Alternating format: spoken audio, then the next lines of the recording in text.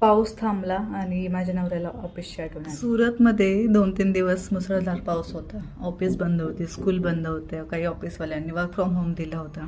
मग पाऊस थांबला, रस्त्यावरचं पाणी गेलं आणि माझ्या नवऱ्याला ऑफिसची आठवण आली. मग माझ्या नवऱ्याने त्याच्या बॉसला फोन केला आणि विचारलं की सर, तुमच्या इथे रस्ता क्लिअर आहे ना, पाऊस तर नाही आहे ना, रस्त्यावर पाणी नाही आहे ना? तर त्याच्या बॉसने उत्तर दिलं की हो, माझ्या इथं रस्ता क्लिअर आहे, पाणी नाही आहे रस्त्यावर, मी आता ऑफिसला येतोय. तर त्याचे सर त्याला म्हणाले की तुम्ही तुमचं तुमचं पहा, आप अपना अपना देखो और उस हिसाब से फिर आप, पानी होगा तो मत आना, नहीं होगा तो फिर आना.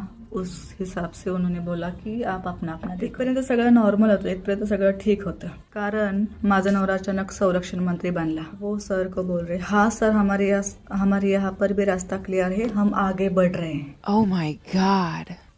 मी म्हणलं काय, आगे बढ़ रहे? अरे देवा, कुठे आगे बढ़तोय हा? मला फक्त म्हणायचं होतं रास्ता, हाँ हमारा रास्ता भी क्लियर है, हम भी आ रहे, हम भी निकल रहे, पण नाही, हम आगे बढ़ रहे हे. असा डायलॉग मारला जणू पाऊस नाही थांबला, देशाचा शत्रू मागे हटून गेला. जरा थांबा, ऑफिसला पोहोचा, तिथे पोहोचल्यावर देश वाचवा. आणि सर्वात भारी म्हणजे साहेबांचा टोन असा सिरियस, जणू बॉस म्हणणार very good soldier, keep moving.